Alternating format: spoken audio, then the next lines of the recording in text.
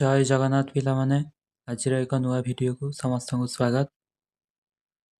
ଆଜି ଆମେ ପଞ୍ଚମ ଶ୍ରେଣୀ ଭାଷା ମହକ ବହିର ପ୍ରଥମ ପାଠ ଗଛ କାହାଣୀ ବିଷୟରେ ଆଲୋଚନା କରିବା। ଏହାର କବି ହେଲେ ଡକ୍ଟର ରାମଚନ୍ଦ୍ର ନାୟକ।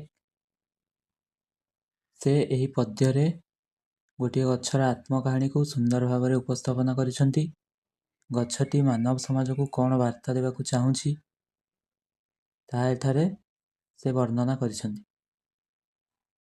ତାହେଲେ ଚାଲ ପିଲାମାନେ ଡେରି ନକରି ଆଜିର ପାଠକୁ ଆରମ୍ଭ କରିବା। ପ୍ରଥମେ ପଦ୍ୟଟିର ଗୋଟିଏ ପରେ ଗୋଟିଏ ପଦକୁ ଆବୃତ୍ତି କରିବା ଓ ତାପରେ ଏହାକୁ ବୁଝିବା। ନରମ ଗଳାରେ ଗଛଟି କହଇ ଶୁଣରେ ଭଉଣୀ ଭାଇ, ଫଳ ଖାଇବାକୁ ବଳାଇଛ ମନ ଆପତ୍ତି ମୋହର ନାହିଁ। ତାହେଲେ ପିଲାମାନେ ଏହି ପଦ୍ଧତିର ଅର୍ଥ ଦେଖ। ନରମ ଅର୍ଥ କୋମଳ ବା ଧୀର ସ୍ଥିରେ, ଶାନ୍ତ ସରଳରେ। ଗଳା ହେଲା କଣ୍ଠ। ତାହେଲେ କବି ଏଠାରେ ବର୍ଣ୍ଣନା କରିଛନ୍ତି ଯେ ଗଛଟି ତାର ନରମ ଗଳାରେ କହୁଛି, ହେ ଭଉଣୀ ଭାଇମାନେ, ମୁଁ କ'ଣ କହୁଛି ମୋ କଥା ଟିକେ ଧ୍ୟାନ ଦେଇ ଶୁଣ। ପିଲାମାନେ ଦେଖ, ଫଳ ଖାଇବାକୁ ବଳାଇଛ ମନ ଆପତ୍ତି ମୋହର ନାହିଁ। ତାହେଲେ ଗଛ ଏଠି କହୁଛି ତୁମେମାନେ ଫଳ ଖାଇବାକୁ ତୁମେ ମନ କରିଛ, ଆଶା କରିଛ। ବଳାଇଛ ମାନେ ଲାଳାୟିତ ହେବା ବା ସଂକଳ୍ପ କରିବା। ତାହେଲେ ତୁମେମାନେ ମୋ ଦେହରେ ଫଳିଥିବା ଫଳକୁ ଖାଇବା ପାଇଁ ଆଶା କରିଛ, ଇଚ୍ଛା ପ୍ରକାଶ କରିଛ। ସେଥିରେ ମୋର କିଛି ବି ଆପତ୍ତି ନାହିଁ, ମୋର କିଛି ବି ଅସୁବିଧା ନାହିଁ। ତାପର ପଦ ପିଲାମାନେ ଦେଖ, ଟାଣି ନେଉଅଛ ଡାଳକୁ ମୋହର ଶୋଚନା ନ କରିଥିଲେ, ଜାଣିପାରିବନି ପରାଣ ମୋହର ଦୁଃଖରେ କିପରି ଜଳେ। ତାହେଲେ ଏହି ପଦରେ କବି କହୁଛନ୍ତି ଯେ ଗଛଟି କହୁଛି ଟାଣି ନେଉଅଛ ଡାଳକୁ ମୋହର ଶୋଚନା ନ କରିଥିଲେ। ତିଳେ ହେଲା ଟିକିଏ ବି, ଶୋଚନା ହେଲା ଦୁଃଖ, ମୋହର ହେଲା ମୋର। ତାହେଲେ ତୁମେମାନେ ଟିକିଏ ବି ମୋ କଥା ନ ଭାବି ମୋର ଡାଳକୁ ଟାଣି ନେଉଛ, ଭାଙ୍ଗି ଦେଉଛ, ପତ୍ରକୁ ଛିଡ଼େଇ ନେଉଛ, ଫଳକୁ ତୋଳି ନେଉଛ। ତେଣୁ ମୋ କଥା ତୁମେ ଟିକିଏ ମାତ୍ର ବି ଚିନ୍ତା କରିନ, ଟିକିଏ ବି ଭାବୁନ। ତାପରେ ଦେଖ ପିଲାମାନେ, ଜାଣିପାରିବନି ପରାଣ ମୋହର ଦୁଃଖରେ କିପରି ଜଳେ। ତାହେଲେ ଏଠାରେ ପରାଣ ଅର୍ଥ ହେଲା ପ୍ରାଣ। ତାହେଲେ ଗଛଟି ଏଠାରେ କହୁଛି ତୁମେମାନେ କେବେ ବି ମୋର ହୃଦୟର କଥା ବା ପ୍ରାଣର କଥାକୁ କେବେ ବି ବୁଝିପାରିବ ନାହିଁ କି ଜାଣିପାରିବ ନାହିଁ। ମୁଁ କିଭଳି ଭାବରେ ସେହି ସମୟରେ ଦୁଃଖରେ ଜଳେ, ଜଳେ ଅର୍ଥ ଜର୍ଜରିତ ହୁଏ। ତାହେଲେ ମୁଁ କିପରି ଦୁଃଖରେ ଜର୍ଜରିତ ହୋଇ କଷ୍ଟ ଭୋଗେ, ତୁମେମାନେ ଜମା ବି ବୁଝିପାରିବ ନାହିଁ। ତାପର ପଦ ପିଲାମାନେ ଦେଖ, କ୍ଷୀର ନୁହେଁ ତ ଲୋତକ ଧାରାରେ ନୟନୁ ଝରାଇ ମୋର, ପରାଣ ବେଦନା ଦେଉଛି ବଖାଣି ବାରେକ ଶ୍ରବଣ କର। ତାହେଲେ କବି ଏଠାରେ ବର୍ଣ୍ଣନା କରିଛନ୍ତି ଯେ ଗଛଟି କହୁଛି କ୍ଷୀର ନୁହେଁ ତ ଲୋତକ ଧାରାରେ ନୟନୁ ଝରାଇ ମୋର। କ୍ଷୀର ହେଲା ଗଛକୁ ଯେତେବେଳେ ଆମେ କାଟୁଛେ ବା ହାଣୁଛେ ତାର ଦେହରୁ ଧଳା ଧଳା ତରଳ ପଦାର୍ଥ ଭଳିଆ ବାହାରେ। ଲୋତକ ହେଲା ଅଶ୍ରୁ ବା ଲୁହ, ଆଉ ନୟନ ହେଲା ଆଖି। ତାହେଲେ ଗଛ ଏଠାରେ କହୁଛି ଯେ ମୋର ଡାଳକୁ ହାଣିଲା ପରେ ବା ଭାଙ୍ଗିଲା ପରେ ଶରୀରରୁ ବାହାରୁଥିବା ତରଳ ପଦାର୍ଥ ଗୁଡ଼ିକ କ୍ଷୀର ନୁହେଁ, ସେ ହେଉଛି ମୋର ଆଖିରୁ ବାହାରୁଥିବା ଅଶ୍ରୁ ବା ଲୁହ। ପରାଣ ବେଦନା ଦେଉଛି ବଖାଣି ବାରେକ ଶ୍ରବଣ କର। ବେଦନା ହେଲା କଷ୍ଟ, ବଖାଣି ହେଲା କଥୋପକଥନ କରିବା ବା ଖୋଲିକି କହିବା। ବାରେକ ହେଲା ଏକବାର ବା ଥରେ, ଶ୍ରବଣ ହେଲା ଶୁଣିବା।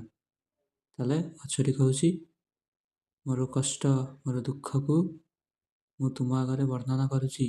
ଏ ମଣିଷମାନେ ମୋର ଦୁଃଖ କଷ୍ଟକୁ ଟିକେ ଥରେ ଶ୍ରବଣ କର, ଥରେ ଶୁଣ।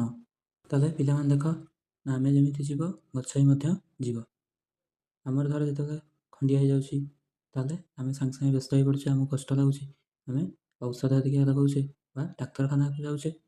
କିନ୍ତୁ ଆମେ ଗଛ ଯେଉଁ କାଟି ଦେଉଛେ, ତାର ଡାଳ ଭାଙ୍ଗି ଦେଉଛେ, ପତ୍ର ଛିଡ଼େଇ ଦେଉଛେ, ତାହେଲେ ଗଛ ବି କଷ୍ଟ ପାଉଛି। ଗଛ କଷ୍ଟ ପାଇଲେ ବା ତାର ଡାଳ ଭାଙ୍ଗିଗଲେ, କ୍ଷତ ହେଲେ ସେ କେମିତି ଡାକ୍ତରଖାନାକୁ ଯିବ? ସେ କ'ଣ ଡାକ୍ତରଖାନାକୁ ଯିବ?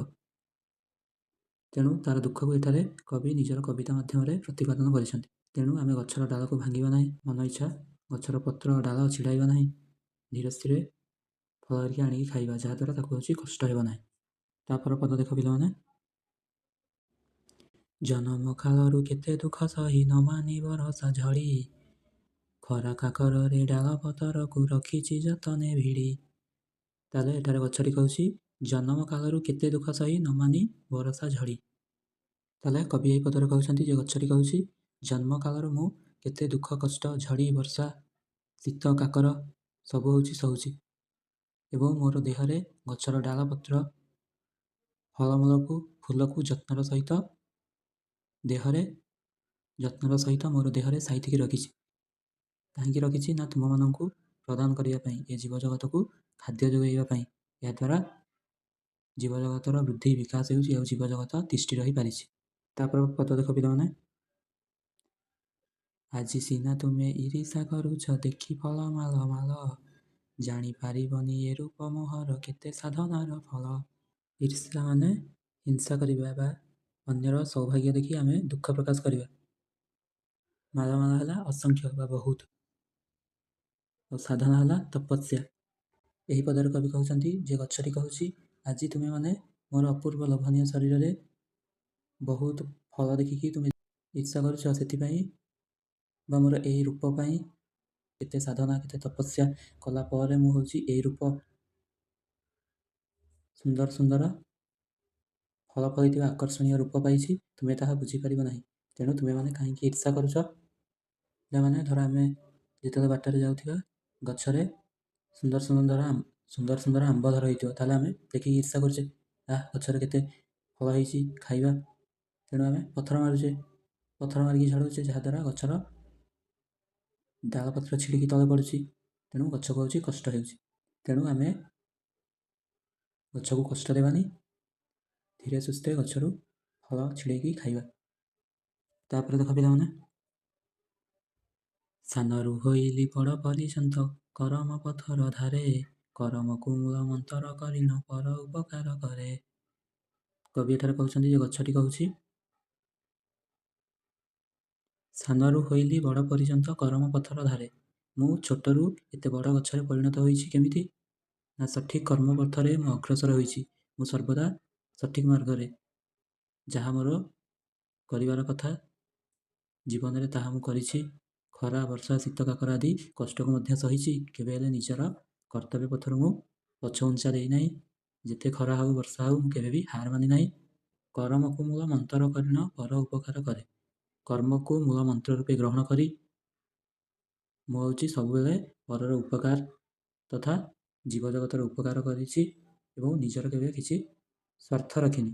ଅନ୍ୟମାନଙ୍କୁ ମୋର ଫଳ ଫୁଲ ହେରିକା ଅନ୍ୟମାନଙ୍କ ପାଇଁ ସବୁ ତ୍ୟାଗ କରିଛି। ତାପର ପଦ ଦେଖ ପିଲାମାନେ, ଚେରମୂଳ ଠାରୁ ଡାଳ ପତରରେ ଫୁଲ ଫଳ ଆଦି କରି, ଛାଇରେ ଆସରା ଦେଇଛି ସଭିଙ୍କୁ ବକଳ ହୃଦୟ ଚିରି। ଏଠାରେ ଗଛଟି କହୁଛି ଚେରମୂଳ ଠାରୁ ଆରମ୍ଭ କରିକି ଡାଳ ପତ୍ର ଫୁଲ ଫଳ ଆଦି ଜିନିଷକୁ ମୁଁ ତୁମମାନଙ୍କ ପାଇଁ ସାଇତିକି ରଖିଛି, ତୁମମାନଙ୍କୁ ଉପହାର ସଦୃଶ ଦେଇଛି। ଛାଇରେ ଆସରା ଦେଇଛି ସଭିଙ୍କୁ ବକଳ ହୃଦୟ ଚିରି, ଏପରିକି ମୋର ଛାଇରେ ସମସ୍ତଙ୍କୁ ଆଶ୍ରା ଦେଇଛି ଏବଂ ମୋର ହୃଦୟକୁ ଚିରିକି ବକଳ ମଧ୍ୟ ଦେଇଛି।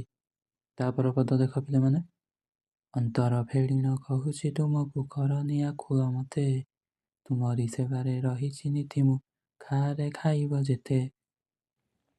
ଏଠାରେ ଅନ୍ତର ଅର୍ଥ ହୃଦୟ, ଫେଡ଼ିଣ ହେଲା ଖୋଲିବା, ଆକୁଳ ଅର୍ଥ ଅସ୍ଥିର ବା ବ୍ୟସ୍ତ।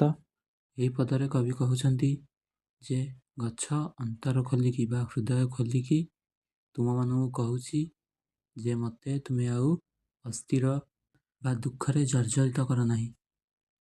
ତୁମମାନଙ୍କର ସେବା ପାଇଁ ମୁଁ ଏହିଠାରେ ସବୁବେଳେ ରହିଛି। ତୁମେ ମୋତେ ଯେତେ ପାରିବ ସେତେ ମୋ ଠାରୁ ଫଳମୂଳ ପତ୍ର ଆଦି ନେଇକି ଖାଅ, ସେଥିରେ କିଛି ହେଲେ ମୋର ଅସୁବିଧା ନାହିଁ, ହେଲେ ମୋତେ କଷ୍ଟ ଦିଅ ନାହିଁ। ତାପର ପଦ ଦେଖ ପିଲାମାନେ, ମୁଁ ଫଳ ଖାଇକି ମୋହରି ଆଗରେ ଶପଥ କରରେ ରହି, ଏ ସାରା ଜୀବନ କରମ ପଥରେ ହେଳା ନ କରିବ କେହି। ଏଠାରେ ଶପଥ ଅର୍ଥ ପ୍ରତିଜ୍ଞା। ଏହି ପଦରେ କବି କହୁଛନ୍ତି ଯେ ଗଛ କହୁଛି ମୋର ଫଳ ଖାଇକି ମୋରି ଆଗରେ ସମସ୍ତେ ପ୍ରତିଜ୍ଞା କର, ଶପଥ କର ଯେ ସାରା ଜୀବନ ତୁମେ ନିଜ ନିଜର କର୍ମ ପଥରେ ଅଗ୍ରସର ହେବ, କେବେ ହେଲେ ହେଳା କରିବ ନାହିଁ। ମୁଁ ଯେମିତି ମୋ ନିଜର କର୍ମ ପଥରେ ଅଗ୍ରସର ହୋଇ ଛୋଟଟିରୁ ଏତେ ବିଶାଳ ଗଛରେ ପରିଣତ ହେଇଛି ଏବଂ ଜୀବମାନଙ୍କର ଉପକାର କରୁଛି, ସେମିତି ତୁମେମାନେ ନିଜ ନିଜର କର୍ମ ପଥରେ ଅଗ୍ରସର ହୁଅ। ଯେଉଁ କର୍ମ କଲେ ଆମ ଜୀବନରେ ମନୁଷ୍ୟ ରୂପୀ ଆମେ ଯେଉଁ ଶ୍ରେଷ୍ଠ ଜନ୍ମ ପାଇଛେ ତାର ଯଥାର୍ଥତା ଆମେ ପ୍ରତିପାଦନ କରିପାରିବା, ସେହି କର୍ମର ପଥରେ ହିଁ ଆମେ ଆଗେଇ ଚାଲିବା, ପଛଘୁଞ୍ଚା ଦେବା ନାହିଁ। ତାପର ପଦ ପିଲାମାନେ ଦେଖ, ଜଗତ ହିତରେ ଗଛ ଲଗାଇବ ସବୁ ଜିମା ଯିବ ଭରି, ଧରଣୀ ହସିଲେ ଆମ ପରିବେଶ ହେବ ନାହିଁ ହତଶିରି। ସବୁଜିମା ଅର୍ଥ ପରିବେଶ ବା ସବୁଜ ଗଛର ସମୂହ ବା ବିସ୍ତାର। ହତଶିରି ହେଲା ଶୋଭାହୀନତା। ପଦରେ କବି କହୁଛନ୍ତି ଯେ ଗଛ କହୁଛି ଜଗତର ହିତ ବା ଉପକାର ପାଇଁ ଗଛ ଲଗାଇ ଆମେ ଆମର ପରିବେଶକୁ ଭରିଦେବା ବା ପରିପୂର୍ଣ୍ଣ କରିଦେବା, ଯାହାଦ୍ୱାରା କ'ଣ ହେବ ନା ପରିବେଶର ଭାରସାମ୍ୟ ରହିବ ଏବଂ ଧରଣୀ ବା ପୃଥିବୀ ହସିଲେ ସୁସ୍ଥ ରହିଲେ ଆମ ପରିବେଶ କେବେ ହେଲେ ହତଶିରି ବା ଶୋଭାହୀନତା ବା କେବେ ହେଲେ କଷ୍ଟ ପାଇବ ନାହିଁ।